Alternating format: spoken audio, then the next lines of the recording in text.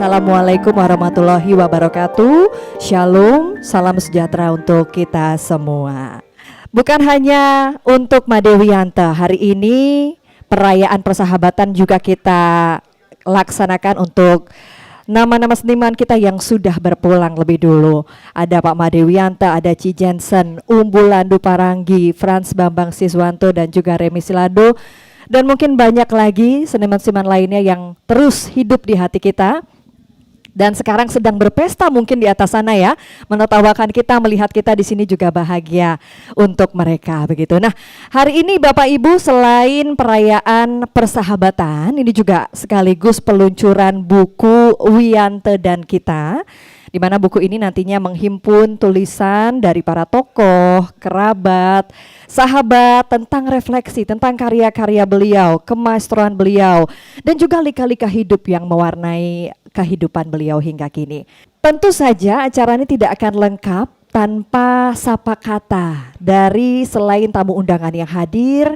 Kami juga berbangga penyelenggara acara bisa menghadirkan keluarga Madewianta, ada Ibu Intan, kemudian anak-anak beliau juga. Dan mari kita dengarkan bersama sebelum kita lanjutkan acara ini ke acara selanjutnya, yakni sapa kata dari Putri Sulung Pak Madewianta. Saya persilakan. Selamat datang untuk sahabat-sahabat dari almarhum Madewianta yang sudah lebih dari keluarga buat kami. Saya Bu Ratwangi, mewakili Insinyur Intan Kirana, ibu saya, dan juga istri dari mendiang Madewianta. Saya mewakili adik saya Sanjiwani berserta suaminya Jonathan Nolio dan keponakan saya Louis. Kami mengucapkan terima kasih yang sebesar-besarnya atas kehadiran Bapak, Ibu, dan saudara-saudara semua dalam perayaan persahabatan Wianta dan Kita sore ini. Untuk Beli Popo Danes dan Mbak Melati, terima kasih sudah meminjamkan venue yang luar biasa. Kami turut mendoakan agar Ibu dari Beli Popo Danes lekas sembuh. Sore ini sangat cerah ya. Kami sangat bahagia dengan suasana akrab dan hangat yang terbangun malam ini, yang merupakan booster bagi keluarga kami.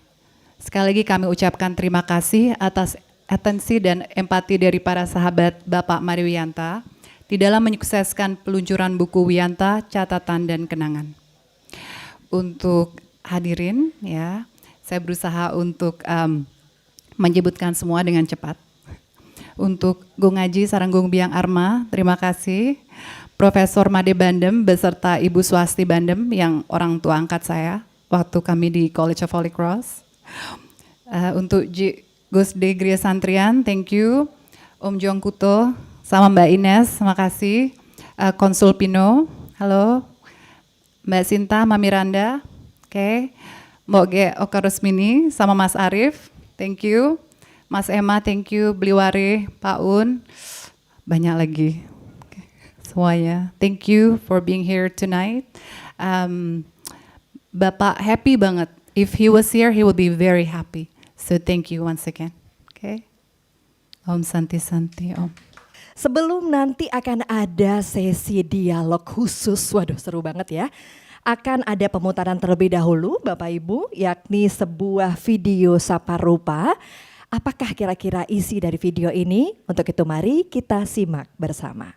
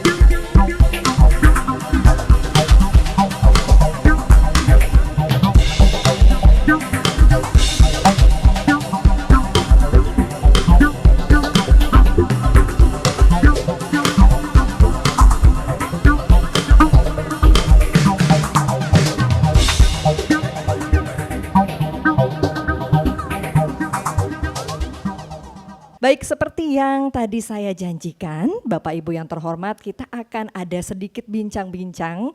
Kalau dialog sepertinya terlalu serem ya. Jadi ini bincang-bincang santai aja, karena dari kemarin saya sudah digarisbawahi harus santai nih. Siapakah beliau? Nah, beliau sendiri pernah belajar di UGM, kemudian juga di Universitas New York dan Universitas Cornell. Pernah juga menjadi asisten peneliti Profesor Hildred Geertz di Universitas Princeton, asisten Profesor Ben Anderson dan juga Profesor John Walt di Universitas Cornell. Dan saat ini beliau mengajar paruh waktu di Pasca Sarjana Undiknas. Mungkin sudah tahu ya. Beliau ini juga menjadi penulis ya, sekaligus editor dan kontributor untuk beberapa buku, diantaranya Ideologi Pembangunan dan Demokrasi di tahun 86, Made Wiyanto, His Art and Balinese Culture di tahun 90, dan lain sebagainya. Ini kalau saya sebutkan satu-satu, keburu habis waktu kita di sini ya. Karena banyak fansnya, sepertinya ini langsung tepuk tangan saja, kita panggil ke depan Pak Putu Suaste. Ini beliau menceritakan kepada saya bahwa Pak Putu ini adalah sahabat yang sudah 45 tahun dari zaman batu, dari zaman Jurassic katanya beliau. Ya masa sih Pak, beneran toh? Ya itu kan waktu di Jogja lama banget itu kan ya, sama Pak Made itu kan ya, waktu beliau masih muda kan ya. Berarti ini sahabat masih beneran langsing, ya? masih muda gitu kan ya. Oke. Berarti beneran sahabatan ya. 40 tahun ini kan bukan waktu yang sebentar lama ya. Banget di sana lama kan, banget. karena waktu saya baru sekolah di sana kan udah ketemu sama para ini kan ya, ketemu Made Wiyanto, Ya. Jirna, Irawan, Ya. Made Budiana, itu semua para Bromo Corah tuh ada di sana kan. Bromo Corah Bromo dibilang. Corahnya itu kan. Setuju gitu dalam hati ya. Ini ngomong-ngomong stylenya, waduh, ini sepertinya siap menghadapi cuaca ekstrim ya. Ekstrim ini kan acaranya acara kebudayaan ringan-ringan ini kan ya. gitu. Jadi kalau tidak menyesuaikan nanti dipikir kita apa namanya pengusaha atau apa kan menakutkan kan. Kalau dikira ya bener nggak apa-apa Pak. Nah ini ngomong-ngomong kemarin baru pulang nih katanya dari luar negeri. Cerita Ya. dikit dong. Ya Eropa sebetulnya saya baru kembali dari ziarah orang Katolik dari apa namanya Camino de Santiago dari Portugal itu kan ya. Dari Salah Portugal, tuh katanya tuh. Dari Portugal saya jalan itu sampai di Spanyol itu. Itu jalan kira-kira hampir 170 200 kilo itu jalan kaki sampai di sana tuh. Kuat Pak. Kuat. Sebetulnya itu ziarah orang Katolik gitu kan. Saya sebagai orang Hindu saya ingin tahu itu treknya apa, pikiran, visi dan lain sebagainya itu kan ya. Jadi saya hampir 1,5 bulan ada di sana. Luar biasa. Itu perasaan pikiran itu kan bisa berubah tergantung dari persepsinya itu kan. Oke, sebentar. Semuanya bisa berubah itu kan. Oke, berarti 1,5 bulan. Tapi ini ngomong-ngomong apa hubungannya sama Pak Made Wiyanto nih Pak, perjalanan kemarin di Eropa Pak? Sebetulnya Made Wiyanto kan saya ikut perjalanan panjang juga tuh kan ya. Made Wiyanto ini sebetulnya dari namanya kesaksian itu kan ya. Kesaksian Made itu kan dari hampir nggak ada menjadi, dari tiada menjadi ada gitu kan ya. Jadi kalau dari Jogja itu saya hampir 40 tahun. Sering saya diskusi di pinggir jalan sama beli Made itu, dulu ada Wesa Kepuja, ada Muhammad Umar, sekretaris Wapres, sama Made itu diskusi panjang tentang macam-macam masalah kan. Dan dia bilang itu bahwa kalau kita ingin melihat masa depan itu, jadi apapun bisa berubah itu kan. Harus melalui satu simulasi, bisa baik bisa buruk itu. Jadi kita sebelum kecebur ke pinggir jurang tuh, kita harus lakukan satu simulasi, Made bilang itu. Jadi pikiran Made pada waktu itu sudah maju sekali, melompati tapal batas keadaan itu kan. Dia secara matematik bisa memikirkan. Jadi kita harus menyiapkan diri kita satu step-step untuk kemana langkah dan kemana tujuannya itu. Itu untuk saya itu suatu hal yang sangat menarik sekali kan ya. Terus apalagi kemudian kan perjalanan panjang itu kan ya. Jadi itu kemudian kami keliling Amerika itu kan ya. Keliling Amerika membawa Made Wiyanto itu. Tanpa Sinta Maru, terima kasih Sinta, terima kasih itu ya. Tanpa Sinta itu tidak mungkin kita bisa keliling Amerika membawa itunya Made Wiyanto. Karena kenapa? Jadi kita tipu. Jadi pesawat Garuda itu kita tipu supaya tidak bayar, gimana caranya itu kan ternyata ya. jadi tukang tipu apa jadi seniman ini sebetulnya? Sinta tuh jagonya. Tapi yang hebat tuh Made Wiyanto tuh apa itunya? Sinta mana Sinta? Sinta. Berdiri dong. Waduh, terima kasih ya. Tangan dulu Saya dong. utang budi nih, Made Wiyanto utang budi sama Anda itu kan ya. Siap. Jadi Sinta, jadi kami bawa Wiyanto itu tentang idenya tentang AIDS itu kan. AIDS tahun 93 kan global itu kan ya. Jadi kayak AIDS yang kayak COVID yang sekarang tuh. Made Wiyanto dia menangkap idenya, dia berani ngambil risiko untuk pergi ke sana dan menyumbangkan lukisan kira-kira 40 lukisan besar-besar sekali itu. Gede-gede segede gini, 2 kaca ini. Kita bawa ke sana dan dia sumbangkan untuk AIDS itu. Yang orang kena AIDS dan sebagainya. Pameran di San Francisco, disumbangkan semua. Lukisan laku semua, habis di sana kan, laku semua. Jadi kombinasi antara pamerannya itu dengan idenya itu. Jadi habislah lukisannya di sana. Uangnya banyak sekali. Saya bilang ini kita ikhlaskan aja gitu. Okay. Itu Made Wiyanto telah melewati tapal batas ruang dan waktu itu. Itu kan manusianya hebat banget itu kan ya. Betul. Jadi kita sudah melewati itu ya. Okay. Untung ada Bu Intannya, Bu Intan pengendalinya itu kan. Made Wiyantonya kan gila nih. Maunya setiap detik dia kiri kanan, rating ke kiri, dia belok kanan. Jangan deh ini bahaya di sini, saya bilang itu kan, jangan bahaya di sini kan dia. Itu kemudian kami pergi ke New York itu kita pergi ke New York, satu presentasi tentang AIDS di sana kan di New York sama dia. Kita foto di World Trade Center, sebelum dibom World Trade Center kita foto di depannya itu sampai Made ini. Jadi Made itu pikirannya global banget itu kan dia. Dia melewati tapal batas sebagai seorang yang ada di depan yang puritan, orang kampung itu bisa melakukan tujuan-tujuan yang sangat besar global sebagai gerakan sosial itu. Itu yang hebatnya dia itu kan ya. Baik. Nah, ini 45 tahun bersama. Ini sebetulnya Pak Made Wiyanto tuh ingin apa sih sebetulnya ingin dicapai oleh beliau itu? Sebelum itu juga kami dengan Gong Rai itu juga pernah ke Swiss juga kan. Made Wiyanto itu pernah pameran namanya Catur Yuga tuh, perjalanan waktu itu kan ya. Jadi itu ada Jong juga di sana. Jong senyum dong, Jong ada di sana kan, saya masakin untuk Jong. Saya sama Pak Agung Rai di sana masakin untuk Jong. Jong pagi-pagi udah masak ini kan, saya masakin sama Pak Agung Rai itu kan ya. Walaupun masaknya kurang begitu enak, tapi Jong makan aja kan, kalau nggak itu dia kelaparan kan ya. Jong gitu itu kan ya. Jadi Pak Agung Rai kita berangkat ke sana karena saya hampir tiap hari ditelepon sama Made Wiyanto. Terus pokoknya kalau Made Wiyanto punya keinginan kan kita tiap siang malam pagi sore kayak punya utang ditelepon terus. Wah ini tuh begana begini kan ya. Kemudian kita berangkat ke sana. Pak Agung Rai tidak bisa berangkat ke sana karena exit permitnya nggak ada. Saya lah bilang sama Gong Biang aman ini Pak Agung Rai ini pokoknya exit re-entry permitnya aman, kembali utuh dia bilang. Wah berangkatlah kita ke sana kan. Jadi hampir satu setengah bulan kita di sana dengan Jong, ngawal Pak Jong juga di sana kan ya. Jadi kami kemarin, aman pulangnya aman, Rai ini aman juga kan. Saya sudah lapor sama Gong Biang, aman Gong Biang ini kembali utuh gitu kan juga kan ya. Kembali botol gitu kan ya. Ya, aduh, berarti itu, ini banditnya sebetulnya. Gini, tapi tujuannya Made Wijaya tuh, Made Wiyanto tuh pikirannya, karena ada Palguna, ada Demer di sana, jadi konsentrasi saya terpecah itu kan ya. Jadi Made Wiyanto itu, kenapa dia bisa hebat, bisa sukses gitu? Jadi ada beberapa hal itu. Orangnya berani ngambil risiko. Ya kan, berani beradaptasi dengan perubahan, berorientasi juga dengan pasar, dia berorientasi pada global. Dia orangnya global betul, semua perubahan itu dia beradaptasi dengan keadaan itu. Jadi dia tuh manusia masa depan pada waktu itu. Ini yang menyebabkan kita tuh memang bisa beradaptasi sama Made itu, hebat dia itu kan ya. Pada waktu pameran di Jakarta tuh, Pak Demer itu wakil ketua komisi 4 itu yang di belakangnya gagah itu disumbangkan lukisan juga kan ya, menjadi organisasi ada ya, betul gak itu kan ya, organisasinya itu Pak Madenya dari sana itu DPR RI kita itu jadi kita sumbangkan. Jadi Made itu dia berorientasi pada gerakan perubahan berkesenian dan kebudayaan itu hebat sekali kan ya. Betul, luar biasa. Itu hebatnya, dia ada di sana, dia ada di jantung perubahan itu yang membuat hal yang menarik. Makanya buku yang pertama yang dibuat oleh Made Wiyanto ya saya yang buat. Made Wiyanto Hesa dan Balinese Culture itu pertama kali.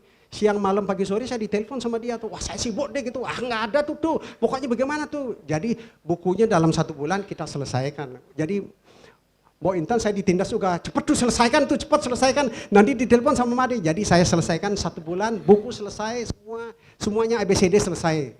Itunya. Jadi Made itu luar biasa itu. Pokoknya romance yang begitu kira-kira. Baik. Ini kayaknya apa yang datang di sini deg-degan dipanggil namanya, disebutkan cerita-ceritanya yang aneh-aneh nih kayaknya. Tapi memang kita ini sudah bagai keluarga ya, betul tidak sih? Karena sedemikian ini perayaan persahabatan ini. Ya sebagai keluarga ini kan teman-temannya Made ini kan ya. Ada yang sudah meninggal, ada yang masih hidup itu kan ya.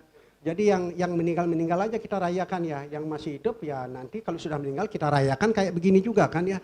Itu kira-kira seperti itulah kan ya. Tapi mudah-mudahan hidup lebih, kita yang penting-penting kita hidup lebih sehat ya, lebih semangat gini kan ya. Dan deposito ya Pak ya. Deposito dengan tabungan tolong dicek-cek setiap hari masih ada kan. Kalau barangnya nggak ada, jantungnya bisa lemah jantung kita itu kan ya. Gitu aja. Jong ketawa aja Jong tuh kan.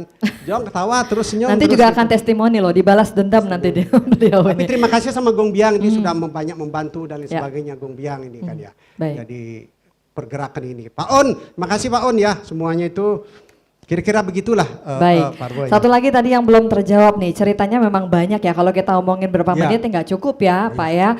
Apa sih sebetulnya yang menjadi tadi highlight cita-cita beliau dari Pak Made Wiyanto sendiri, sehingga dia bisa begitu besar, begitu seperti sekarang? Sebetulnya Made Wiyanto tuh ingin di dalam jantung perubahan, dia ingin tiap hari ada sejarah gitu kan. Kan saya lihat dia tuh, kan dia orangnya tidak bisa diam kan ya. Kalau kita keliling New York dulu, keliling Amerika, tiap hari dia buat skate banyak sekali dia. Dia ingin written by the history, dia ingin ditulis di dalam sejarah itu kan, dalam buku, dalam apanya itu kan. Ini orangnya menarik sekali, orang tidak bisa pernah diam itu kan ya. Jadi kami perjalanan udah panjang sekali, di mana-mana perjalanan sama dia, Australia ini. Kemudian di Jakarta saya ketemukan dengan banyak orang yang berbeda Made itu kan. Dia mampu beradaptasi dengan semua siklus perubahan yang melakukan turbulensi itu, dia bisa beradaptasi. Itu Made ini memang ada di sana. Dia ingin dicatat dalam sejarah, dalam setiap tahap-tahap perubahan itu, dalam setiap tahun, di setiap kurun waktu tentu. Dia style lukisannya, orangnya, karyanya dan lain sebagainya. Dia ingin di dalam garis itu. Itu yang ingin dia lakukan sebetulnya Made itu kan ya. Baik, ini kan sudah bertahun-tahun ya, sudah lama sejak beliau berpulang begitu. Apa sih sebetulnya yang Bapak sendiri inginkan untuk Made Wiyanto, nama beliau dan karya-karya beliau untuk masa depan dan juga Bali mungkin khususnya ya, karena Bali adalah rumah beliau. Sebetulnya Made itu kan yang hebat inspirasinya, semangatnya itu kan. Sampai kita buat yang seperti ini kan kita siapkan waktu semua, ini kan inspirasinya. Pada waktu Made Wiyanto mengalami sakit itu, terima kasih Om Yuda, saya dengan Yuda tuh membuat namanya podcast di rumahnya itu. Supaya panggung semangatnya ada. Saya 1 jam buat podcast itu kan. Ratu TV, Berita Satu semua sumbangan itu, nggak ada yang bayar itu kan. Kawan-kawan di Jakarta tuh buat online semuanya kan.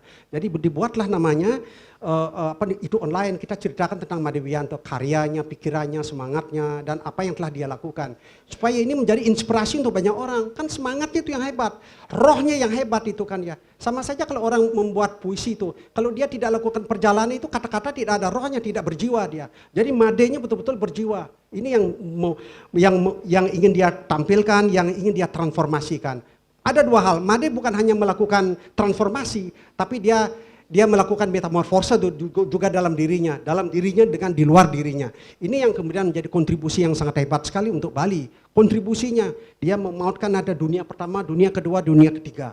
Itu Made Wiyanto mungkin ada di sana itu kan ya. Ini yang ingin kita bangkitkan dengan banyak orang. Dengan bukunya yang ingin dia terbitkan itu kan persepsinya terhadap banyak orang terhadap Made Wiyanto itu kan. Semangatnya itu yang dia ingin tuangkan, yang ingin dia transformasikan itu kan, untuk kita, untuk semuanya, untuk teman-temannya itu kan ya. Dan ini kan untuk kumpul, untuk perhelatan lah ini, kita ingin mengenang, bukan hanya Made Wiyanto saja, tapi teman-teman yang sudah mendahului kita, kan banyak teman-teman, ada 20 orang mungkin yang sudah melewati kita kan, yang sudah di Rongtlu kan ya, yang sudah kita sumbah dan lain sebagainya kan ya. Itu yang mungkin yang ingin kita doakan supaya semuanya bisa mendapat tempat yang layak lah kan. Yang belum layak ya nanti kita layakkan lagi gitu kan. Bapak udah layak belum? Jangan-jangan. Nah, ini ngomongin soal Pak Made Wiyanto sekali lagi bukan hanya seninya ya, bukan hanya karya beliau, tapi ada sosial, ada budaya di dalam diri dan dalam karya-karya yang beliau ciptakan. Setuju ya Pak ya? Setuju itu ya. Semangatnya Bagaimana itu, tuh? transformasi semangat kan energinya itu yang paling penting kan. Manusia energinya yang paling hebat, dia empatinya lebih bagus itu kan ya, dia telepon orang semuanya. Itu kan penyamaan frekuensi. Walaupun kita berteman dengan seseorang, tapi kalau frekuensi nggak sama, sama kayak telepon. Kalau pennya nggak ada, biar telepon sampai retak sampai nggak bisa ngomong dia ini kan ya. Tapi itu dia menyamakan frekuensi. Itu nggak ada yang lain frekuensi. Dan ini disamakan. langka ya Pak ya, artinya tidak semua seniman seperti itu kan? Enggak semua seniman yang punya talenta, itu kan talentanya dua hal yang berbeda. Talenta itu kan dia melukis dari mungkin 10 dimensi dia lukisan, dia berhubungan pribadi sama orang, itu kan lukisan juga. Melukis bukan hanya 2 dimensi saja, tapi perilaku kita sehari-hari juga merupakan lukisan yang paling hebat yang pernah ada itu kan ya. Pikiran kita, perasaan, empati, telepon, semuanya itu kan, itu menjadi persepsi publik itu kan ya. Jadi seni itu bukan hanya 2x1 begitu ya, bukan 2x1. tapi bahkan lebih dari itu di mata Made Wiyanto. Baik, terakhir nih Pak, mungkin apa nih yang menjadi kata kunci yang ingin Bapak sampaikan di tengah perayaan persahabatan ini? Ya, sebetulnya kita kan harus berempati lah gini kan ya, entah kepada siapa saja kan ya. Kalau yang bagus kita lanjutkanlah itu. Jadi semangat untuk berkesenian itu kita lanjutkan ini kan, terus kita lanjutkan sampai habis gitu kan ya, habis-habisan gini kan ya. Inilah artinya bagi para teman-teman seniman yang non seniman itu, kalau berseniman itu kan bersinergis kan, pengusaha bersinergis, bermocorah bersinergis, politikus bersinergis, ini melakukan sinergi dia karena dia cross culture gitu kan ya. Inilah yang semangat inilah yang harus kita terus menerus kita dorong gitu kan supaya ini bisa berhasil gitu kan ya. Dan Pak Gong Rai itu sudah lakukan ini dengan Museum Armanya ini kan, itu kan sudah luar biasa sekali kan ya. Dengan Pak Gong Rai kita sudah pergi ke Cina, keliling Cina, Agung pikirannya dia sampaikan itu pidatonya kemarin di Zagreb itu di Serbia itu gini-gini itu dengan Gung Biang itu kemarin pergi ke Luang Prabang itu ke Laos ini kan ya. Ya kan ini merupakan namanya duta budaya itu kan ya. Ini yang mungkin disampaikan kepada banyak tempat pada ruang dan waktu pada semua soroh dan klan yang ada itu aja kan ya, semua agama semua ini itu mungkin yang Soroh dan klan yang Soroh ada, dan setuju banget ya. Intinya adalah inspirasi dan semangat Inspirasinya, beliau semangatnya itu. yang terus hidup bahkan Ya. sampai saat ini dan mengumpulkan kita bersama hari ini ya Pak ya. Ya. Ada lagi Pak? Enggak, itu ada Cukup ya? tuh. Nanti dipikir kampanye nanti kan ya. Baik, tepuk tangan sekali lagi untuk Pak Putu Suksema.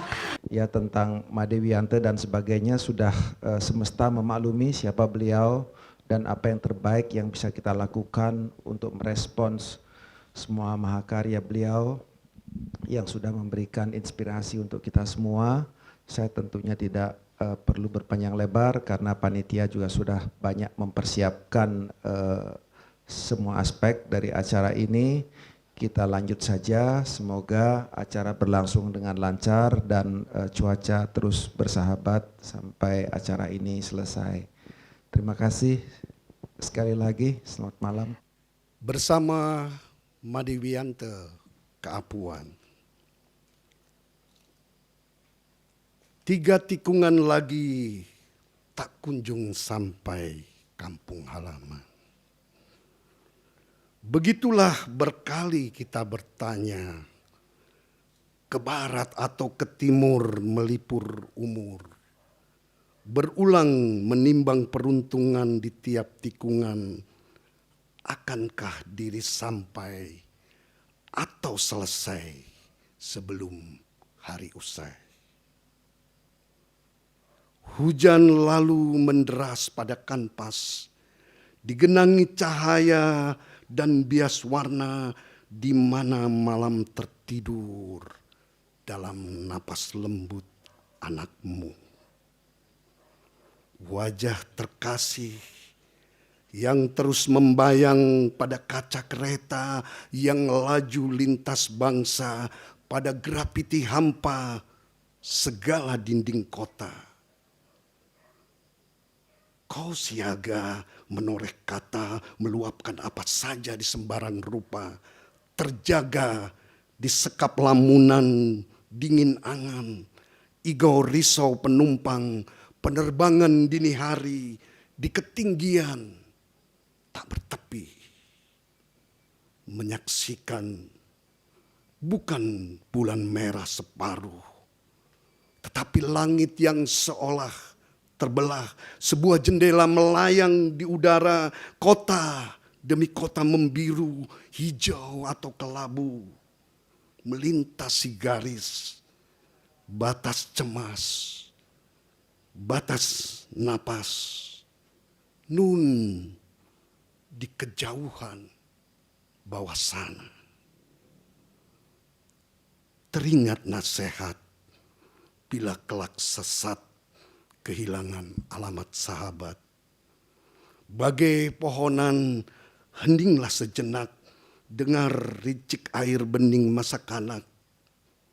Seketika kau terbayang jalan pulang, ibu menunggu di tepi waktu. Kenangan riang kawan sepermainan di pematang, tabuh gamelan semalaman di pura kawitan, bersisian pengharapan masa depan dalam alunan panggilan bagai tiket terakhir, pesawat terakhir. Pada lengang kanvasmu ini ada perempuan penyendiri, membaca buku berkali hingga dini, menenggelamkan diri dalam baris puisi, memikirkan pikiran, merasakan perasaan. Lalu terbawa rasa hampa. Kita sentuhkan tangan ke lampu-lampu taman, membayangkan bumi hanya setetes cahaya bintang mati. Ya, 3 tikungan lagi ke kanan. Adakah jalan masa depan? Ke kiri? Sungguhkah tiba di buntu hari? Berdoa atau berdiam saja. Dunia seakan tak merasa kehilangan kita. Terima kasih.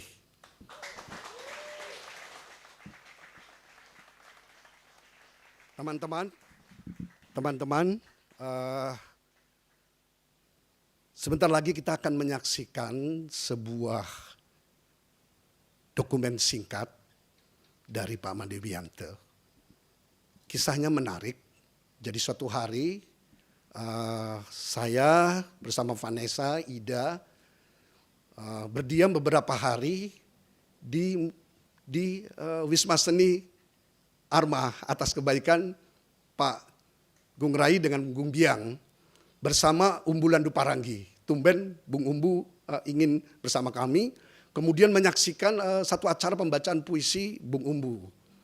Nah, ketika itu kami dapat penugasan dari Pak Kadis kita pada waktu itu, Pak Kun, untuk membuat film dokumenter tentang para maestro. Salah satunya adalah Pak Umbu dan Pak Wiyanto. Nah, kami berpamitan kepada Bung di sini aja.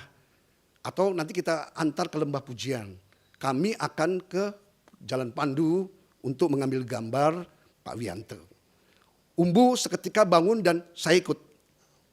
Ini peristiwa yang saya kira mengharukan, yang menjadi perayaan persahabatan kita. Maka kita datang ke Jalan Pandu, mengambil gambar dan sebagainya, yang nanti kita bisa saksikan dalam tayangan. Ada momen yang mengharukan, di dalam beberapa hari itu atau beberapa waktu, Pak Wiyanto, mohon maaf Bu Intan, sudah tidak memberi respon kepada siapapun yang hadir ataupun datang. Dia berbaring saja di studio dan setelah Umbu berbicara banyak kemana-mana, kemudian menemui Pak Wiyanto. Tiba-tiba saja Pak Wiyanto bangun, mereka berpegangan tangan.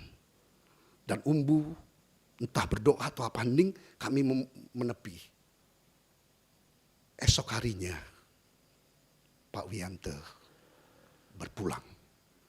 7 bulannya kemudian Pak Umbu merayakan kebersamaan dengan Pak Wiyanto. Maestro Made Wiyanto lahir 20 Desember 1949 di Apuan, Tabanan, Bali. Tahun 1967 hingga 1969, ia belajar di Sekolah Seni Rupa Indonesia di Denpasar. Ia melanjutkan pendidikan seninya pada tahun 1975 hingga 1977 di Institut Seni Indonesia Yogyakarta.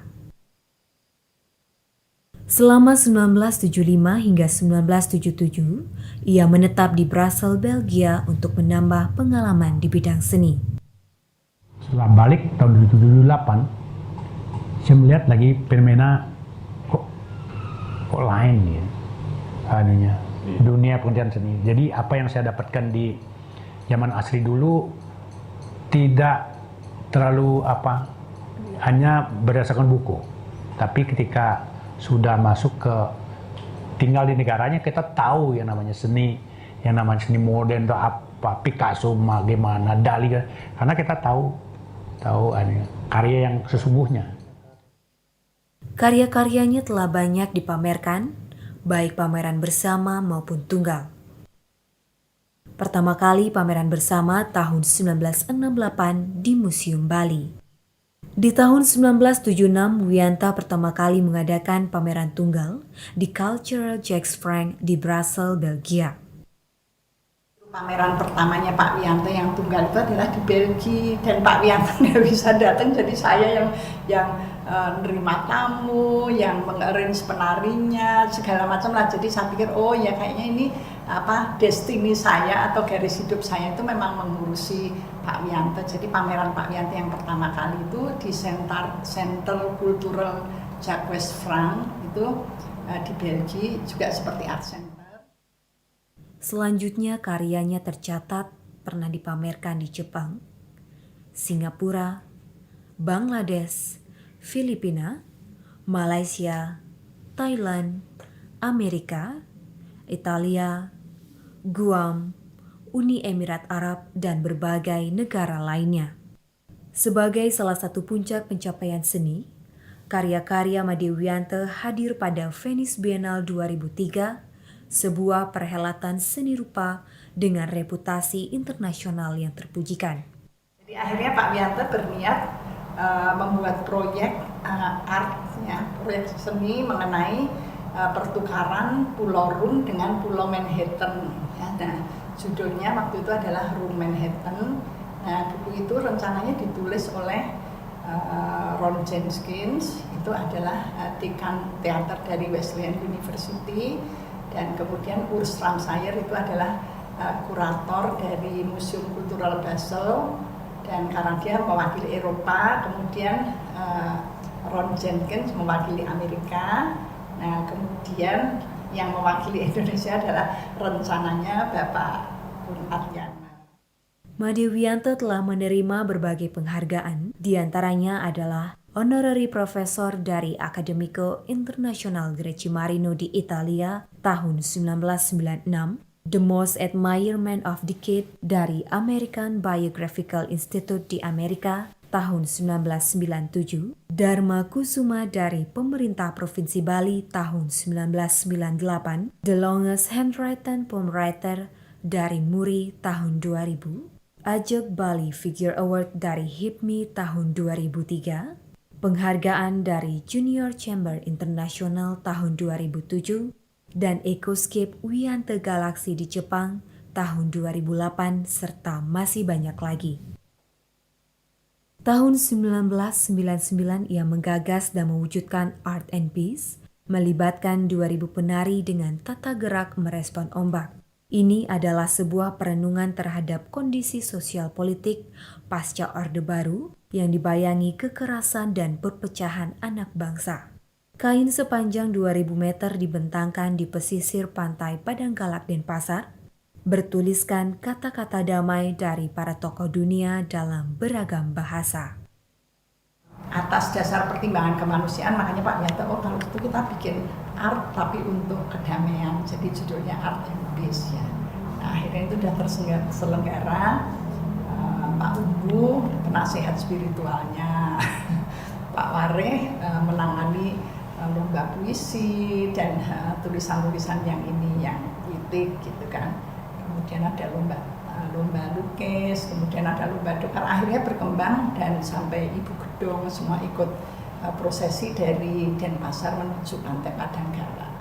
Wianto ya di dalam perjalanan lihat pameran tuh akhirnya Pak Wianto merasa kayaknya ini nggak cocok untuk pameran saya sendiri terus memperingati ulang tahun terlalu egois kan, jadi akhirnya Art and Peace itu dan idenya kemudian datang bagaimana kalau kita menulis, karena itu pergantian milenium kan dari 99 akhir menuju 2000, kita membuat kain sepanjang 2000 meter dengan kata-kata perdamaian dari seluruh dunia gitu, kemudian diisi karena waktu itu lokasinya kan di pantai, jadi ada gambar ombak, gambar ikan ya, maksudnya yang suasana laut gitu.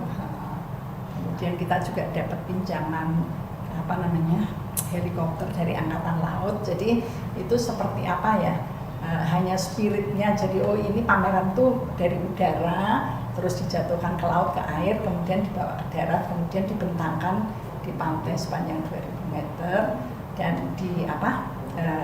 dirayakan oleh 2000 anak-anak SMA yang menari dengan tarian perdamaian yang dikoreografi oleh Ibu Restu Imansari. Made Wianta adalah seniman multitalenta. Karya-karyanya lintas batas, meramu berbagai unsur dari rupa, kata, suara, dan juga dinamika gerak. Ia sedini muda menggali akar kultur Bali, menghadirkannya menjadi aneka wujud seni dengan beragam unsur yang bersifat internasional dan universal. Makanya aku membuat sesuatu selalu dengan yang gimana besok akan datang nanti. Jadi bukan lampau yang lampau. Yang lampau dalam artian ya udah selesai. Karena kita tidak bisa kembali pada waktu yang kemarin. Yang kemarin ya yang kita dapatkan itu. Karena ya sudah lewat.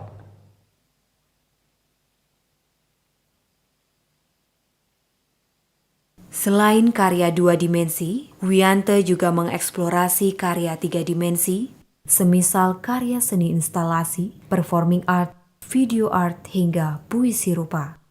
Ya, Pak Wianta karena dia seneng menulis puisi, tapi dia merasa, aduh kayaknya kok saya nggak bisa nulis puisi sebagus Pak Umbu, sebagus yang lain-lain gitu. Jadi dia tuh kalau ngobrol dengan Pak Umbu tuh kepingin mempelajari, Umbu itu menulis seperti ini karena akarnya dari ini gitu kan. Dan artinya memang dia respect sekali dengan Pak Umbu. Tuhan tahu sendiri hamba-Mu memerlukan-Mu. Tuhan, apakah yang harus kuperbuat? Tuhan tahu sendiri demi negaraku. Wow. Tuhan, apakah yang harus kuperbuat? Tuhan tahu cobaan yang Kau berikan padaku. Tuhan, apakah yang harus kuperbuat? Tuhan, aku membutuhkan bantuan-Mu. Tuhan, apakah yang harus kuperbuat? Tuhan, berkali-kali ku menyebut-Mu. Tuhan, apakah yang harus kuperbuat?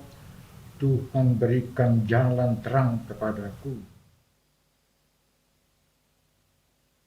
Kalau Pak Wianta sih selalu berharap Bali itu kan memang daerah seni, jadi orang setiap yang lahir di Bali atau yang tiba-tiba harus ada di Bali itu kemudian bisa langsung mempunyai jiwa seni, mungkin ini vibrasinya Bali ya. Nah jadi Pak Wianta ingin Bali itu tetap juga jadi kayak pusat seni, nah kemudian ke depannya generasi muda juga semua berjiwa seni.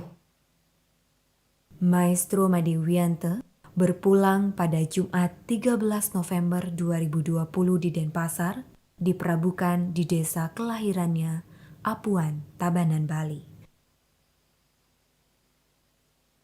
Izin saya mengundang yang pertama Profesor Made Bandem untuk berkenan menyampaikan sedikit testimoni di tengah-tengah kita pada malam hari ini.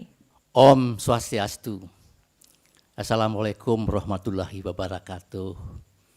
Yang saya hormati Ibu Insinyur Intan Kirana Wianta dan kedua putrinya yang sangat cantik-cantik yang sekarang mengawal beliau kemana-mana. Bapak-bapak dan ibu-ibu, saya akan tidak menyebut satu persatu nama yang hadir di sini. Oleh karena semua para pembesar seni ini ada di sini gitu. Sebut saja satu di antaranya Pak Jongkutu, Prof. Dibia ada di sini, Prof. Dharma Putra, lalu Anak Agung Rai, Arma, dan tadi Pak Popo Danes tampil sebentar. Putu Swasta sudah memberikan testimoni yang panjang. Gitu. Jadi tadi ketika saya mau berangkat dari rumah ke tempat ini, saya tanya istri saya, Swasti, gitu. Dek Swasti, gitu. Apa yang menyebabkan Pak Wianto itu selalu lebih metaksu, lebih karismatik daripada kita, selama gitu. Swasti memberikan satu jawaban saja. Sesungguhnya saya menyimpan 3 jawaban. Gitu. Yang pertama, Swasti memberikan saya catatan selama kita bergaul dengan Pak Made Wianto ini dan keluarganya, baik di Bali maupun di Amerika Serikat, bahkan juga di Jepang, karena kami lama hidup bersama Pak Made di College of the Holy Cross di Worcester, di Boston. Gitu. Swasti mengatakan bahwa Pak Made Wianto itu membedakan beliau dengan kita dan juga seniman-seniman lainnya adalah Swasti membilangnya presence, gitu. Presence, penampilan. Gitu. Jadi beliau itu mengutamakan sekali present di mana saja ada kegiatan yang penting yang menyangkut diri beliau, beliau present dengan sangat fashionable. Sangat-sangat fashionable. Tadi di dalam film kita melihat ya, pakaian yang dipakai oleh beliau itu memang sederhana tetapi branding semua.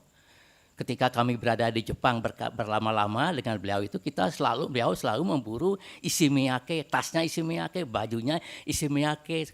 Jadi ada pencitraan pribadi yang dimulai dengan fashionable dan itu present yang penting barangkali bagi kita ya yang mengikuti jejak beliau seperti itu. Lalu yang kedua apa, Dek? Saya memberikan jawaban. Yang kedua tentu saja energi. Gitu. Energi Bayu. Tadi kita melihat beliau itu melukis gitu, dengan full energi, bahkan di dalam kategori estetika itu beliau itu sampai ekstase. Gitu. Sampai ekstase, sampai kerauhan untuk mencurahkan perhatian, energi supaya lukisannya pun begitu hidup sesungguhnya gitu. Jadi energinya full di sana sehingga beliau kelihatan sebagai trans atau sebagai ekstase itu. Lalu yang ketiga apa? Warm, kehangatan gitu. Kalau Anda bergaul dengan dia, beliau itu lama gitu. Beliau orangnya sangat hangat sekali. Respectful, care dengan teman-temannya dan selalu hangat pembicaraannya.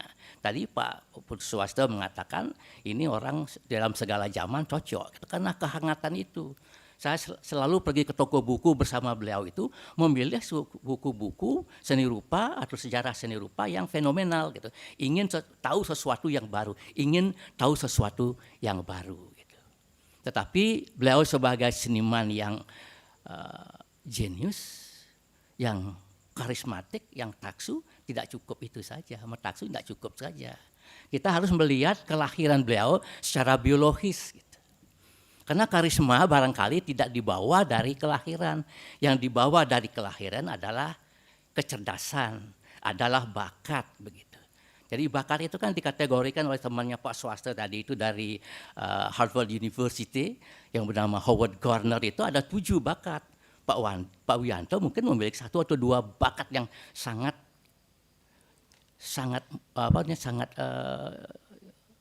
menonjol sekali gitu. Bakat itu ada bakat seni visual, ada bakat kinestetik, ada bakat matematika, ada bakat bahasa, ada bakat interaksi, komunikasi. Pak Wianto ini mungkin 3 memilikinya gitu. Bakat itu dilahirkan seperti itu. Belum lagi kemudian didukung oleh lingkungan kelahiran beliau itu. DNA beliau itu ada DNA pemangku itu spiritual gitu. Di samping kecerdasan yang terlatih dalam lingkungan secara psikologis dan pendidikan baik di SMSR kemudian di ISI Yogyakarta gitu ya. Tapi beliau itu dididik di lingkungan di mana spiritual itu kuat sekali di Papuan itu sendiri. Jadi itu memancar pada semua karya. Tidak ada kecerdasan saja yang tampil tetapi juga spiritualnya. Itulah karakter manusia Indonesia sesungguhnya adanya spiritual dan kecerdasan seperti itu Pak Made Wianto itu. Karya-karyanya memang beragam sekali ya, beberapa periode beragam sekali dan kita melakukan karya itu beliau sangat energik dan sangat serius sekali. Nah, dari situlah kemudian timbul karisma. Tanggapan masyarakat diterima oleh masyarakat. Begitu. Saya ada satu catatan dari 1993 yang sampai sekarang belum pernah diungkap lagi di dalam media. 1993 dari tanggal 20 sampai 27 Desember, saya ketua STSI dan Pasar menjadi sekretaris Yayasan Walter Peace yang ketuanya adalah Bapak Dr. Ana Agung Madajilantik. Jadi pada waktu itu, ini tokohnya ada di sini, Pak Dibio, Wayan Dibio pada waktu itu mengusulkan adanya sebuah festival seni masa kini bersama Kadek Swardana. Gitu. Pak Dibio mungkin ingat pada waktu itu. Jadi karena ini festival seni masa kini, cakupnya sangat luas, gitu, kontemporer cakupnya sangat luas.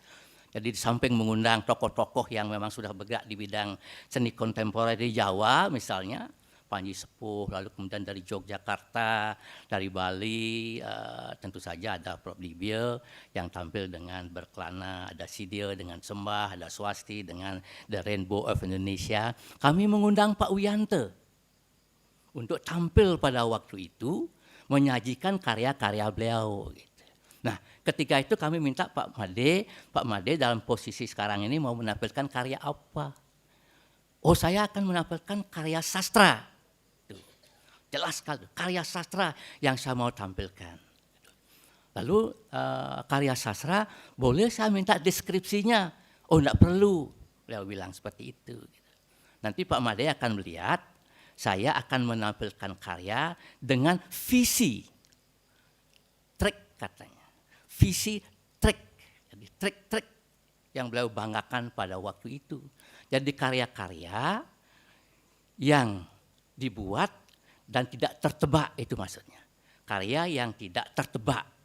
Jadi karya-karya yang mengagetkan, sesuatu yang dibuat trik siasat sehingga kemudian penonton itu kaget, gitu maksudnya. Jadi ketika saya meminta untuk dideskripsikan karyanya, tidak mau mereka dideskripsikan seperti itu. Nah, ceritanya kemudian beliau tampil akan membaca puisi. Harapan saya, pikiran saya, beliau membaca puisinya diiringi dengan gitar, ada musical puisi. Tidak. Ada slide, ada tentang beliau kemudian. Tiba-tiba apa? Beliau tampil di sebuah panggung proscenium. Ini kalau saya bercerita tentang panggung proscenium itu, panggung proscenium STSI dan Pasar itu merupakan sebuah panggung yang terbaik pada waktu itu. Ya, yang terbaik pada waktu itu. Nah, kemudian panggung itu luasnya, lebarnya itu, prosceniumnya itu 20 meter. Kedalamannya 13 meter, tapi di belakangnya ada lagi loading dock yang bisa digunakan untuk segala macam. Tiba-tiba apa?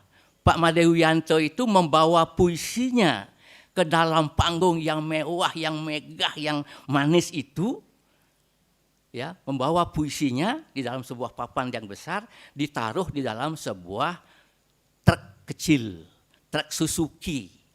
Ya, jadi truk yang dibawa ke dalam panggung, disupirin sendiri oleh beliau main-main di atas panggung, menunjukkan puisi yang tidak dibaca. Iringannya gitar, bukan. Iringannya kaset yang ramai sekali. Bagaimana membaca puisi di situ untuk mendengarkan apa yang beliau katakan? Tidak. Nah, jadi beliau masuk putar-putar di dalam panggung proscenium yang sangat baik itu. Banyak orang mengira kemudian bahwa Pak Made Wiyanto itu adalah demonstrasi kepada Ketua STSI dan Pasar, pada Pak Bandem. Jadi mau menunjukkan demonstrasi ini kepada Pak Bandem. Tidak. Saya menanggapnya tidak. Jadi saya melihat pada waktu itu Pak Wiyanto itu punya visi besar tentang teater realisme. Karena pada zaman kemapanan itu, zamannya presiden, zaman kita semua pada waktu itu, zamannya zaman kemapanan, semuanya serba santun, manipulatif barangkali, zamannya disiplin dan lain-lainnya. Jadi Pak Made Wiyanto mau menggugah kita untuk tidak hanya simbol-simbol yang ditampilkan dalam kesenian kita, dalam kesenian Bali, kesenian Jawa, yang lain-lainnya, bukan hanya simbol-simbol yang kita tampilkan, tetapi realisme, realistis. Karena bagaimanapun juga kalau membuat teater modern, teater yang kontemporer itu harus berani melakukan sesuatu yang realistik gitu, membawa mobil ke dalam panggung itu untuk menunjukkan pemikiran living theater, menunjukkan living theater yang betul-betul ada di lingkungannya. Kan itu yang menyebabkan teater modern kita sekarang tidak berkembang banyak, oleh karena kita tidak mau mengangkat ya, kehidupan realistik dijadikan suatu teater seperti itu. Nah, Pak Wiyanto sudah menanamkan itu kepada STSI Denpasar 1993, hanya baru 2 tahun yang lalu, belum 2 tahun yang lalu kita merumuskan membuat teater modern di ISI Denpasar. Mudah-mudahan disetujui oleh pusat. Karena ketakutan pada awalnya kita, kenapa? Karena demonstrasi itu. Jadi zamannya kemapanan itu, teater-teater itu kan punya musuh. Musuhnya kemapanan. Jadi mereka demo. Nah sekarang tidak ada lagi kemapanan seperti itu, sudah bebas semuanya. Sulit juga membangun teater. Jadi oleh karena itu visi ini tak tertebak. Dan memang konsep tak tertebak itu adalah konsep seni modern yang asli sesungguhnya seperti itu. Nah itu. Lalu kemudian saya telusuri kemudian memang Pak Wiyanto itu membuat karya-karya dimanapun akhirnya juga tidak tertebak. Tadi kan ada gambaran sedikit di mana beliau juga suatu saat di dalam hidupnya berbisik kepada saya ingin menjadi guru besar yang nyata real di sebuah universitas di mana saja. Akhirnya beliau kan diundang untuk mengajar, untuk memberikan kuliah tentang literatur Indonesia. Literatur bukan modern. Beliau mengajar literatur Ramayana dan Mahabharata di sebuah kampus itu. Ini keberanian lagi. Tentu saja didampingi Ibu Intan selalu dan putrinya yang bisa menarasikan apa pikiran-pikiran beliau seperti itu. Kita mencoba untuk membawa beliau untuk pameran di College of the Holy Cross di sebuah galeri yang bernama Kantor Galeri. Semua buku-buku yang baik, yang hebat sekali, yang ditulis Pak Jong Kutu kita tunjukkan kepada kurator di sana begitu. Jadi kuratornya pada waktu itu, oh ini ada kesan A, oh ini kesan B, oh ini kesan ini, sehingga ada alasan mereka itu mau tidak menerima karya-karya Pak Wiyanto di situ. Tetapi apa akhirnya? Ketika Pak Wiyanto kita menunjukkan buku yang terakhir tadi itu mengenai art and peace itu, di sana ada hal-hal yang tidak tertebak oleh orang asing, oleh kurator asing pada waktu itu. Jadi waktu itulah kemudian ya kurator itu meminta kepada kita, oke, kita undang Pak Made Wiyanto di samping mengajar, tetapi akan membuat semacam instalasi. Instalasi dibuatkan teater seperti itu. Jadi Pak Made Wiyanto ini selain memang multi talented, tahu sastra, kemudian tahu melukis, bahkan tahu menari. Tahun 64 itu saya guru tarinya Pak Wiyanto di Konservatori Karawitan Indonesia di Denpasar. 1 tahun beliau di Kokar, baru pindah ke SMSR gitu. Dari situ saya sudah tahu beliau itu orangnya fashionable, karena juga mereka ingin melihat orang yang fashionable seperti itu. Nah, ketika itu akhirnya beliau mengadakan penelitian, 2010 itu melakukan penelitian dengan Ibu Lynn Kramer namanya. Tersusunlah sebuah naskah modern, teater modern yang realis, tetapi kemudian kami tata di dalam bentuk drama tari namanya, 29 adegan, manusia terbelenggu, dan terbelenggu itu kan tidak ada di Bangli saja, tidak ada di penjara sini saja, tapi juga di seluruh dunia ada gitu. Saya dan Ibu Swasti diminta oleh Ibu Intan sama Pak Wiyanto untuk menjadi koreografer dan komposer pada waktu itu. Kita belajar banyak bersama dengan Pak Made Wiyanto sehingga tersusunlah sebuah drama teater Shackle Spirit. Ya, cita-cita dari Pak Made Wiyanto ketika sudah merumuskannya pada 1993 itu. Ini sangat sukses sekali, satu model yang barangkali ke depan, walaupun ini bukan teater modern, eksperimental namanya, bukan teater klasik modern, karena kita mengambil juga tema-tema dan juga garis-garis ataupun patokan dari teater barat eksperimental. Tapi terjadilah sebuah teater. Pak Made Wiyanto ini tidak saja kemudian menata dramanya, tetapi juga membuat set desainnya. Set desainnya itulah yang dibuat dengan instalasi yang tidak terduga oleh mereka. Panggung proscenium yang besar, dikasih ruang surat kabar oleh beliau, dilukis oleh beliau, sehingga memberikan suatu citra yang sangat lain sekali. Jadi sekali lagi saya katakan bahwa Pak Made Wiyanto ini seniman yang sangat jenius, karismatik, bekerja keras, sangat disiplin dan toleran dan mau belajar dari lingkungan, dari teman yang lainnya. Itulah yang saya ingin sampaikan, mudah-mudahan ada manfaatnya. Om Santi, Santi, Santi Om. Katanya sudah tersambung melalui Zoom Profesor Kun Adnyane. Sudah bersama kita. Jauh dari mana nih Prof? Saya lagi di Batam ya. Rugi sekali ini nggak ikut bersama kita malam hari ini ya. Silakan Prof, mungkin sedikit testimoninya untuk Pak Made Wiyanto. Suara saya clear ya, jelas ya. Jelas Pak. Oke.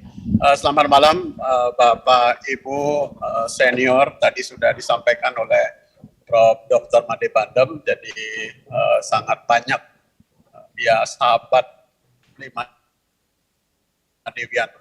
Dan saya kira tepat juga ini dikatakan sebagai perayaan persahabatan. Nah, kalau menurut hemat saya, membaca, memaknai sosok Made Wiyanto itu kurang lebih saya ketemu di pesan. Ya. Jadi Made Wiyanto merupakan kebahagiaan kita. Jadi Made Wiyanto selalu hadir dengan gagasan yang segar, gagasan yang baru. Nah, membuat seluruhnya menjadi bahagia. Jadi kalau pameran, seluruh jurnalis menjadi bahagia karena banyak topik yang bisa dituliskan.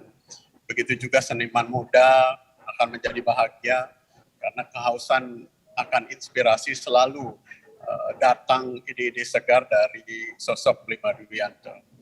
Begitu juga karya-karyanya yang selalu dinamis, tidak ada repetitif yang menjemukan, karena di dalam repetisi juga ada gagasan segar, juga ada representasi yang saya kira mengundang tanya kita untuk lebih memasuki lebih dalam lapis-lapis dari karyanya. Nah, sosok Made Wiyanto juga tidak saja membuat kita bahagia, tetapi membuat juga kita ada. Karena kalau kita menuliskan pameran Made Wiyanto dan tulisan itu dimuat dalam media, nah kita menjadi hadir, kita menjadi ada. Begitu juga tidak sedikit karya-karyanya yang lintas disiplin, lintas seni, nah sehingga banyak seniman yang bisa terlibat. Jadi tidak mungkin kalau tanpa ada gagasan yang jauh ke depan, yang memang inisiatif menghadirkan seluruhnya di dalam event, di dalam kegiatan, di dalam representasi kekaryaan Made Wiyanto, tidak semua bisa hadir, tidak semua bisa ada. Jadi sejujurnya saya juga menjadi terbiasa menulis, tertantang untuk menginterpretasi, memaknai karya-karya Made Wiyanto melalui pameran-pameran yang progresif. Nah, lewat praktek yang menginspirasi itu, nah kemudian saya juga mendapat ruang untuk dinyatakan hadir oleh kawan-kawan. Jadi sebagai penulis, sebagai kurator, dan seterusnya. Begitu juga banyak kawan yang bisa hadir, yang menjadi ada oleh keberadaan sosok Made Wiyanto. Dan yang terakhir, jadi oleh Made Wiyanto seluruhnya menjadi berjiwa. Jadi pisau silet tidak berarti itu tajam, tidak berarti itu kebengisan semata, tetapi dia mendalami tentang kengerian, tentang luka, jauh lebih puitik daripada realisme banal. Begitu juga kita melihat bagaimana, ya tadi sudah disampaikan oleh Prof. Bandem, dari bagaimana teater realisme, bagaimana sastra hadir di panggung, bagaimana seni rupa hadir sebagai seni rupa pertunjukan, dan seterusnya. Saya kira dari berbagai sisi kita bisa memberi judul tentang sosok Made Wiyanto. Jadi dari berbagai sisi media-media baru, termasuk juga media-media barang-barang sehari-harian, itu bisa menjadi sosok atau menjadi karya yang penuh jiwa. Jadi kita bisa meresapi itu. Dan kita nyaris sepanjang hidupnya selalu diberikan suguhan yang saya kira menginspirasi. Jadi menggugah kita untuk selalu kreatif. Bekas karcis masuk sebuah bioskop, terus kemudian table manner pada hotel dan seterusnya, atau juga notebook pada berbagai merek-merek, itu Tulisi, terus kemudian di Siboresa. Nah itu menginspirasi banyak teman, termasuk saya kadang-kadang mengikuti nalar kreatif seperti itu. Artinya secara ringkas saya memaknai kehadiran sosok Made Wiyanto yang akan mewangi seterusnya sepanjang, saya kira sepanjang zaman. Yaitu 3 hal itu. Jadi Made Wiyanto membuat kita bahagia, Made Wiyanto menjadikan kita ada, dan oleh Made Wiyanto segalanya menjadi berjiwa. Saya kira itu. Terima kasih Galuh ya dan kawan-kawan semua. Selanjutnya kami izin mohon perkenan Pak Gung Rai untuk berkenan menyampaikan sedikit testimoninya pada kesempatan yang luar biasa ini. Om Swastiastu, salam budaya. Para sahabat-sahabat saya yang ada di depan saya dan juga keluarga almarhum Made Wiyanto, Bu Inten dan Bu Raden. Kami mengikuti perjalanan Made Wiyanto dari betul-betul dari bawah, tetapi ada satu hal catatan yang kita harus apresiasi, yang kami kagumi sebenarnya Bu Inten yang mendampingi seorang seniman seperti Made Wiyanto yang tidak pernah diam. Bayangkan mendampingi seorang seniman seperti Made Wiyanto yang selalu merasa lapar ya, haus dengan pengetahuan, haus dengan pergaulan, haus dengan keinginannya untuk maju. Karena saya menyaksikan kejadian itu waktu di Jogja kalau tidak salah itu. Ibu Inten sedang hamil kalau tidak salah melahirkan Buratwangi ya kalau tidak. Dan saya mendampingi Made Wiyanto waktu itu naik sepeda motor tahun 70-an kalau tidak salah. Di tengah jalan pernah mati, sayalah yang mendorong sepeda motor Made di Jalan Maliboro. Karena kalau setiap datang ke Jogja itu Made selalu siap memperkenalkan kami ini ke seniman-seniman yang ada di Jogja. Sepertinya Made lah membuka mata hati saya untuk bergaul kepada siapa saja, budayawan, seniman, tidak hanya yang ada di Jogja, tapi juga di Jakarta. Dan kami masih ingat ketika pameran di Galeri Nasional Jakarta yang bertemakan Lilin Menangis itu. Saya lihat puluhan karangan bunga dan kamilah yang membawa lukisan, memasang bersama Made, dan apresiasi masyarakat Jakarta sangat antusiastik dengan sebuah perubahan yang terjadi di Bali. Saya yakin Made seorang pejuang dan selalu merasa lapar dan bergerak. Dan saya mendampingi beliau baik di Jepang, di Swiss. Mendampingi seorang seniman di mana membutuhkan energi yang lebih dan memahami arti seorang seniman. Itu yang paling penting. Bagaimana perjuangan Ibu Inten, saya terharu sekali, sabar. Sangat sabar. Saya tahu, maaf, egonya Made Wiyanto saya tahu sekali. Karena kita selalu bersama-sama. Tadi saya sampaikan sama Bu Inten. Galungan tahun 80-an kalau tidak salah. Saya baru membangun balai dangin, belum ada lantai, baru ada balainya. Balai pelangkan istilah, kita makan lawar bersama-sama. Sebuah kenangan yang sulit dilupakan. Sebuah perjalanan yang luar biasa.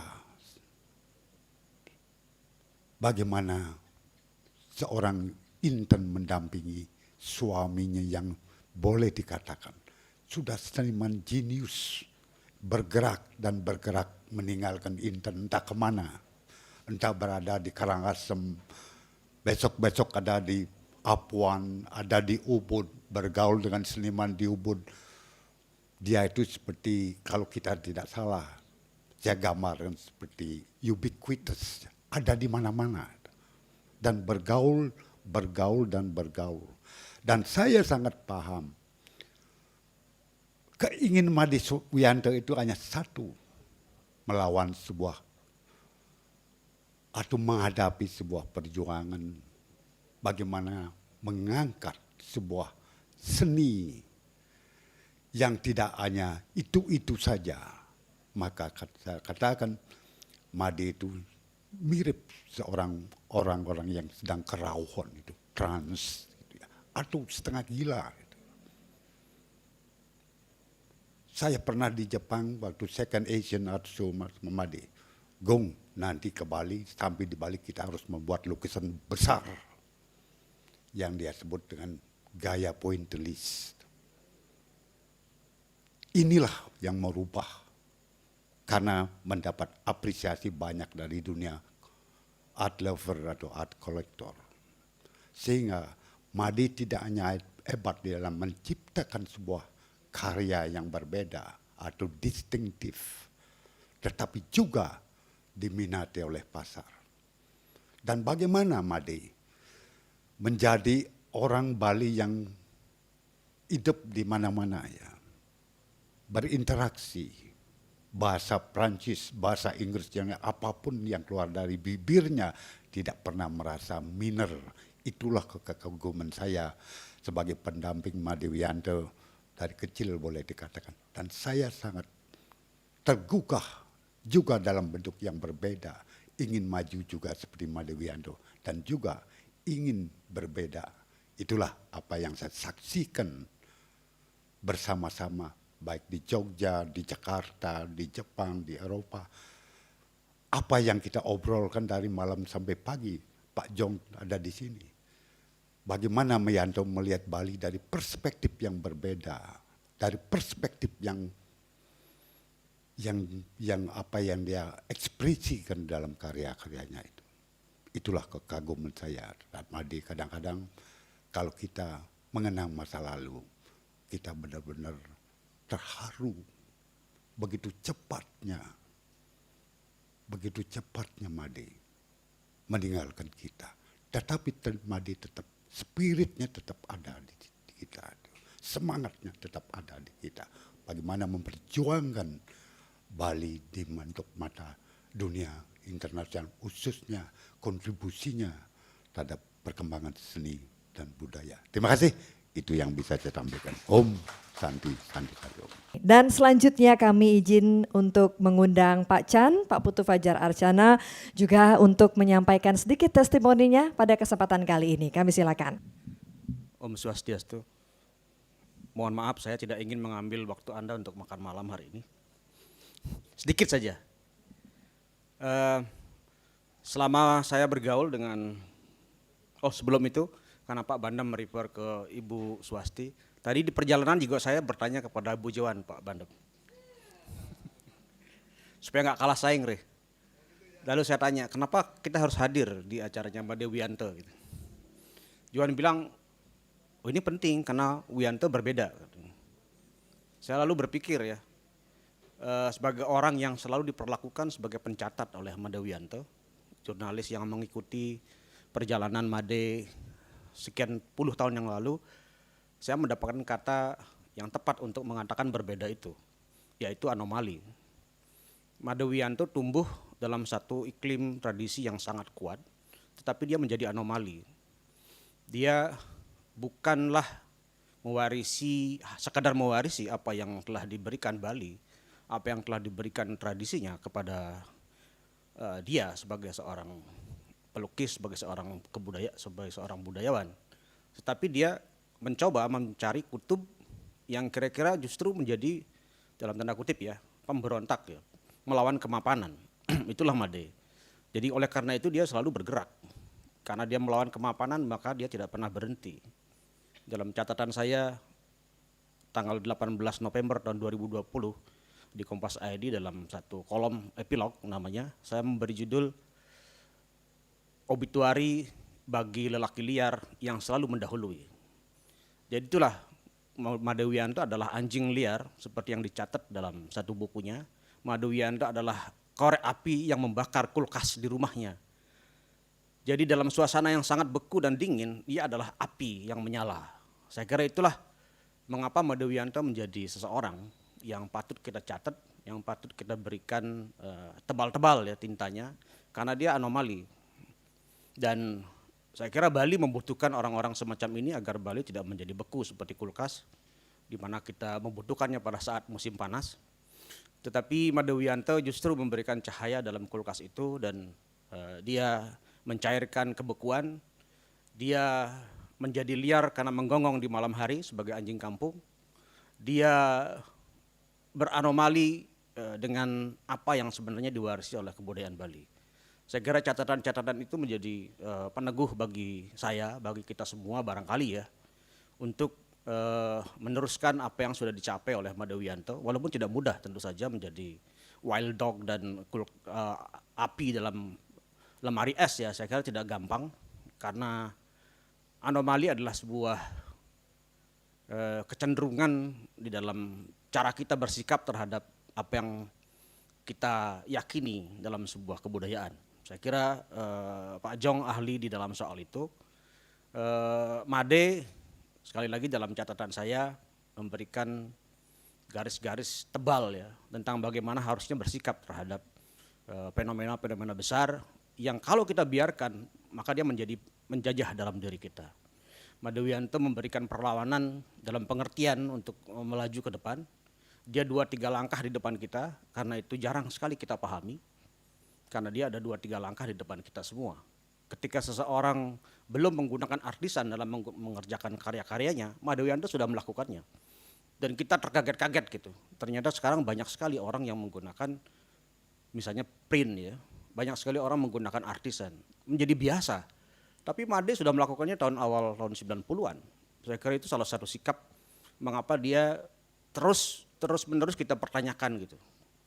Dalam catatan-catatan saya juga Made seseorang yang sangat, ini mohon maaf Bu Intan ya, seseorang yang sangat haus publikasi. Dia mengerti betul strategi, tadi disebut-sebut oleh Pak Bandem ya, bagaimana nge-brand dirinya sendiri itu. Kalau istilah sekarang yang nge-branding diri itu sudah sadar betul dia lakukan. Di awal-awal saya berkenalan dengan beliau. Dan itulah mengapa dia hadir di semua ruang akhirnya, karena dia haus sekali publikasi.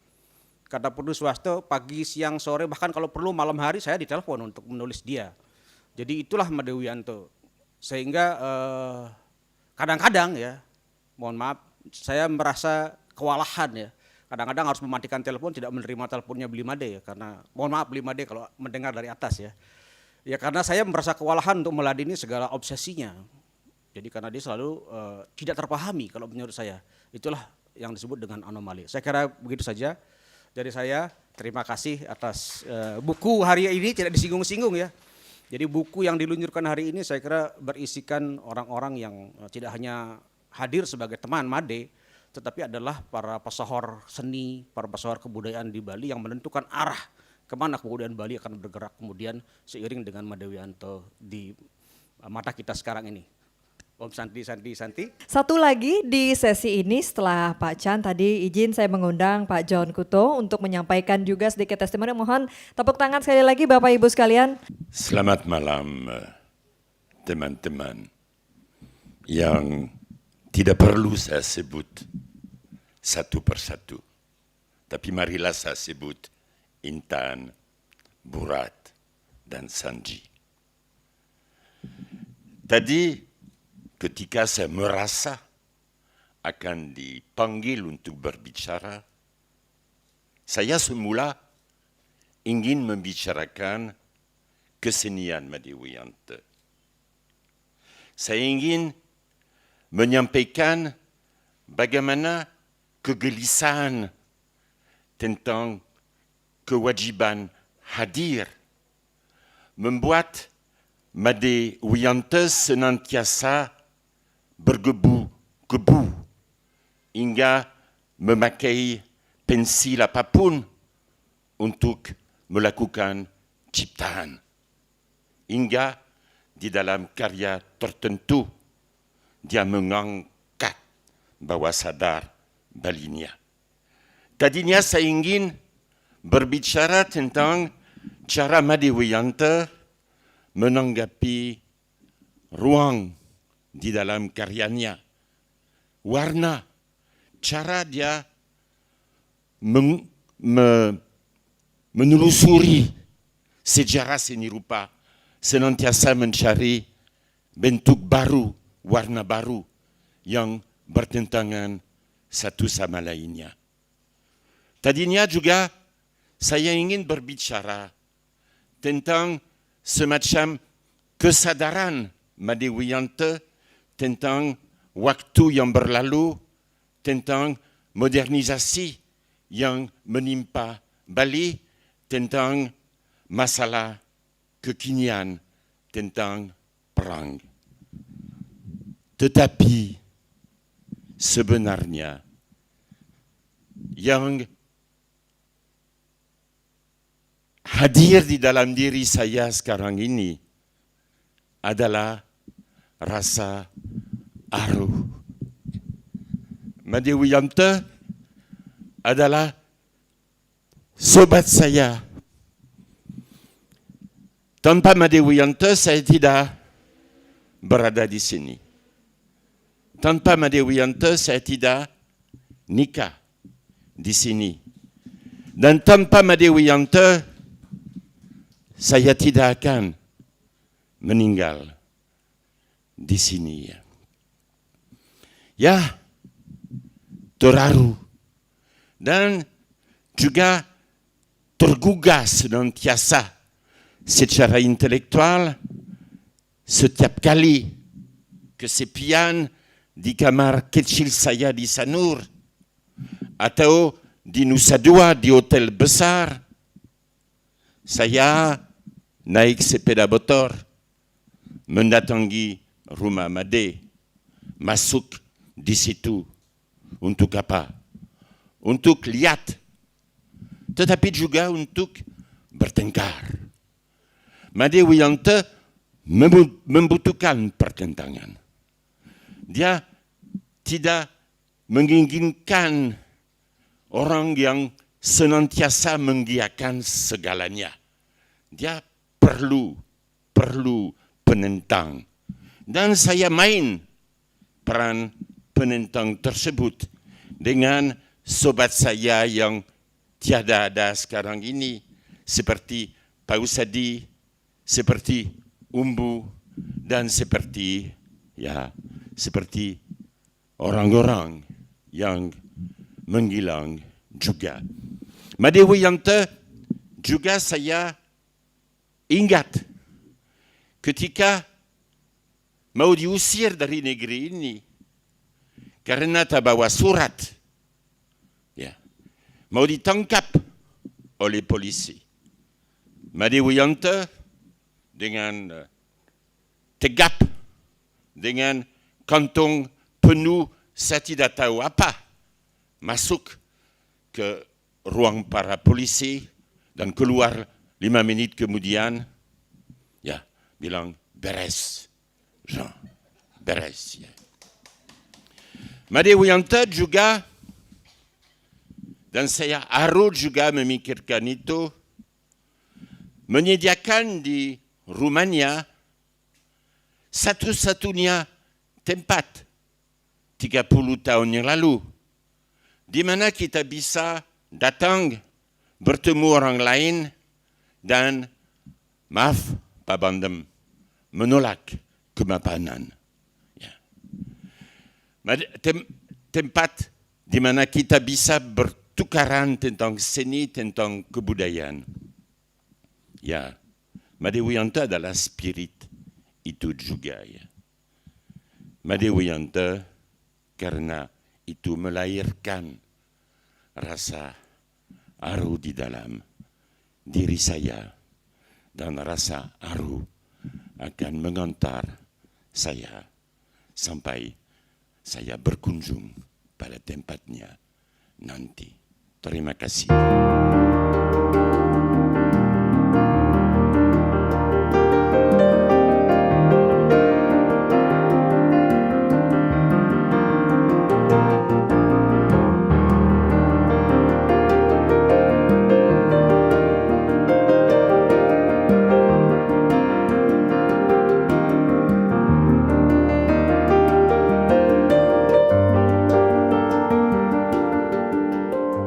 Nama saya Putu Fajar Arcana, jadi jurnalis, pernah bekerja di Kompas, dan Sejak saya menjadi jurnalis, saya sudah mengenal Pak Made Wiyanto ya. Seseorang yang waktu itu saya anggap menerobos banyak hal tentang apa itu kebudayaan Bali. Wiyanto memang tampil praktis berbeda ya dibandingkan dengan pelukis atau perupa-perupa yang sebelumnya.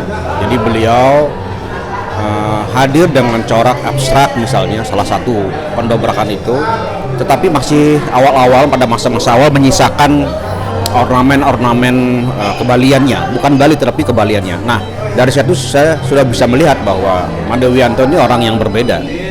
Jadi dia memang punya kecenderungan untuk menerobos apa yang selama ini diwariskan oleh para seniman, para kebudayawan, dan mungkin tradisi Bali. Jadi Wiyanto punya sense of terobosan gitu ya. Jadi dia memang pemberontak dalam tanda kutip ya. Nah, dari situlah kemudian saya berteman sangat, ya mungkin dibilang sangat akrab, bahkan sempat berguru kepada beliau untuk bagaimana menarik garis dan lain-lain. Saya otodidak, dan kemudian karena gara Pak Wiyanto saya juga ikut melukis gitu. Walaupun tidak harus menjadi pelukis ya.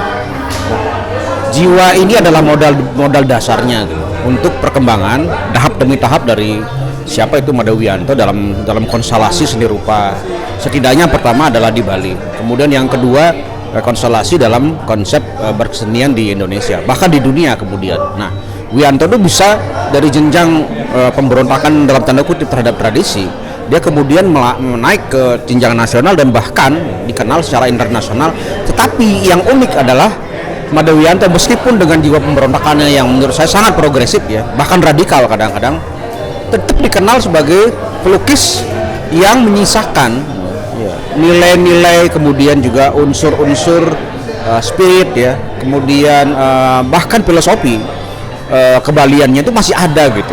Padahal dia sudah melompat jauh sekali dari apa yang sebenarnya disisakan atau diwariskan oleh para leluhur Bali. Saya kira disitulah peran Made Wiyanto menjadi sangat penting dalam dunia kebudayaan secara umum dan dunia seni rupa secara lebih khusus. Maka kami kawan-kawannya yang berkecimpung sama di bidang kebudayaan ya wajib mencatat Made Wiyanto sebagai salah satu orang yang berperan besar ya di dalam pengembangan kebudayaan dan seni rupa di tingkat dunia yang beranjak dari Bali. Saya kira itu kesan-kesan dari saya. Terima kasih.